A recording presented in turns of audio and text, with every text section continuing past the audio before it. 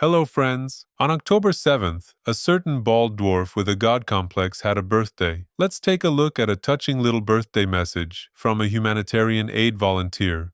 В этот светлый день, 7 октября, хочу поздравить нашего верховного главнокомандующего с днем рождения. Спасибо вам, Владимир Владимирович, за нашу жизнь. Спасибо вам за эту войну.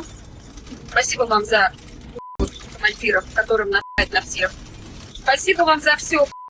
Надеюсь, это ваш последний день рождения. С праздником! One question. Isn't Putin ashamed? At his age, Lenin had already been embalmed and placed in a mausoleum. A gang of thieves and liars, the so-called deputies, congratulates their master, the one who lets them live their luxurious lives. Нам с вами повезло. Во главе Российской Федерации сильный президент. That moment when they lick so hard, Putin stopped buying toilet paper altogether. Сегодня у Владимира Владимировича день рождения. Давайте его поздравим. Мы должны с вами этим гордиться, потому что наша страна прошла огромные испытания.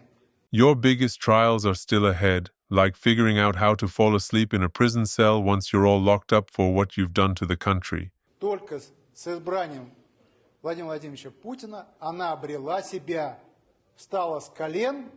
Russia has risen from its knees, and China, at that moment, zipped up its fly. I join the volunteer girls' congratulations. I hope this is his last birthday. Our regular segment, ornithologist Madar and his quick little birds. Bryansk region, drivers line up in long queues waiting for gasoline in an oil and gas superpower.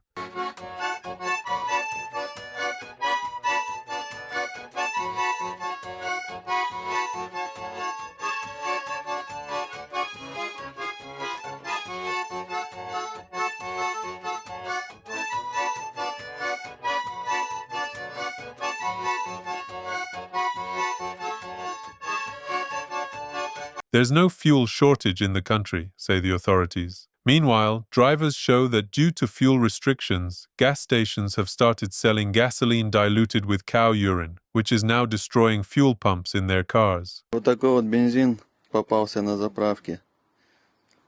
Бензонасос сдох, фильтра все забиты. Это уже отфильтрованный, он чистенький. Ну, цвет видите сами. Поэтому будьте осторожны. Вот я еще пятишку. Это из бензобака выкачал через шланг. Только что вот фильтра менял, короче. Все черное. Вот так все забилось от бензина. Putin's sitting there scratching his head, trying to figure out how to explain to them that electricity and fuel are actually relics of the past.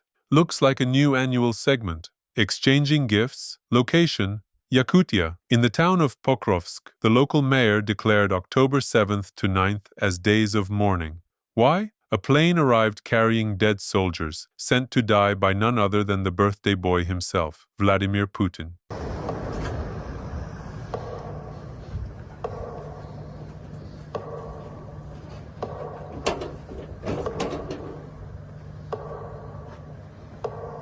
And now take a look at how interesting the government and police buildings look on Sakhalin. The colors of these buildings seem to be sending a very special message to Putin, perfectly suited to his festive mood. Stories that truly bring tears to your eyes. A contract soldier from Vladivostok, a city nearly 9,500 kilometers away from the Ukrainian border, says that when their company was sent on the assault, only 6 out of 100 men made it out alive. Вот честно сказать, вот как не кривля душой, 6 человек. Или со 100 человек. За один бой рота легла. Это стык ДНР и Запорожья. Новополь штурмовала. Пару месяцев назад батю убили, до сих пор вынести не могу. Да, у меня батя ушел, потом я ушел. Ну, нас всех загнали в штурм, ну. So, who was complaining about the lack of prospects and stability in Putin's Russia? Just look, what a lovely family business. First the father, then you. Our favorite news section, We Don't Abandon Our Own. A millionaire liberator who was lucky enough to return from Ukraine alive, but without his right arm, Alexei Kemis, has been gifted a brand new white Lada with manual control for the right arm. You could stare at that happy face forever. Friends, now is the perfect moment to hit the like button. And don't forget to share this video with your friends. Thank you. But here's a State Duma deputy from Putin's party, Lisovsky, who was also forced to switch to a domestic car, complaining that every time he gets into his Lada, he keeps hitting his head. Смотрите, что происходит. Я вот сейчас в полной мере понял, что такое машина Лада Веста, да. У нас в Государственной Думе теперь Лада Веста, я на ней езжу. Ну, не важно, что я бьюсь головой о потолок периодически. Можно как-то и переноровиться. Но она очень маленькая. In the decaying West, people pay expensive barbers for a haircut. But in prosperous Russia, you can change your hairstyle for free, as long as you own a Lada. And now, let's take a look together at how this breakthrough cutting-edge technology actually works. Take a deep breath. Так.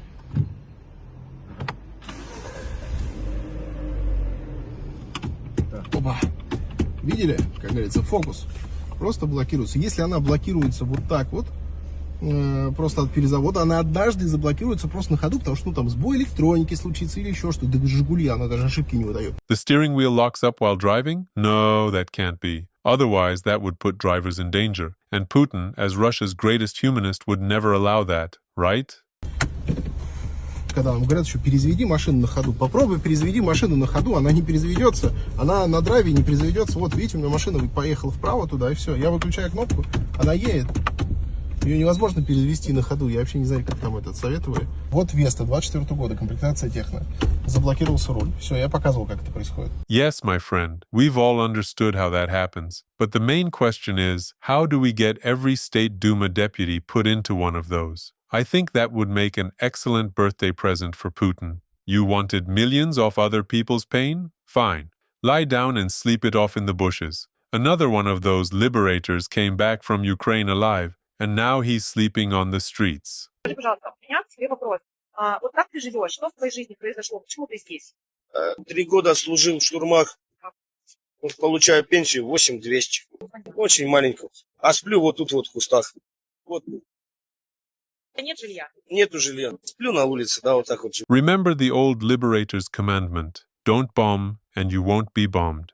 Well, now there's a new one. Don't destroy other people's homes, and you won't end up sleeping on the street yourself. An ordinary Russian supermarket. Putin's stability has reached the point where people now lock up Kinder chocolate bars in anti-theft boxes to prevent them from being stolen. On the left, Russia's vision of economic development for 2024. On the right, the reality of 2025. At this rate, by 2026, people will be locking up eggs one by one. Independent outlet agency has for the first time published photos of the children of Putin and his unofficial wife or lover, the gymnast Alina Kabaeva. Of course, the kids don't use the Putin name. They go by the fake surname Spiridonov, probably picked in honor of Putin's grandfather Spiridon. So, contract soldiers from Vladivostok and beyond, ready to go die for the young princes yet?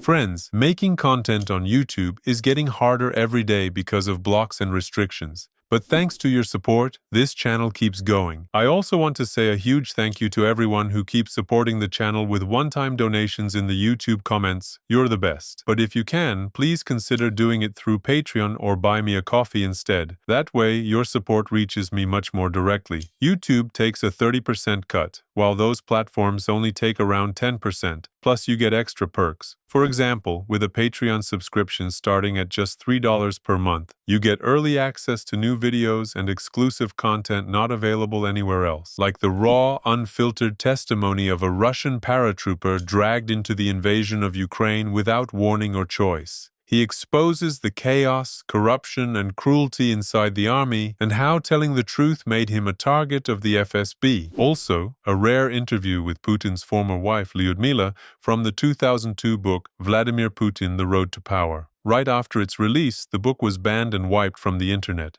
What did she say that made the Kremlin erase it? Find out now, exclusively on Patreon. A very special thank you goes out to those of you who, on top of your Patreon membership, still find a way to support me through one-time donations on Buy Me a Coffee. If heaven exists, I'm sure there's a warm and well-lit corner there, reserved just for you. Right now, I have 61 incredible patrons. Please, let's hit 65. Not saying goodbye? See you soon.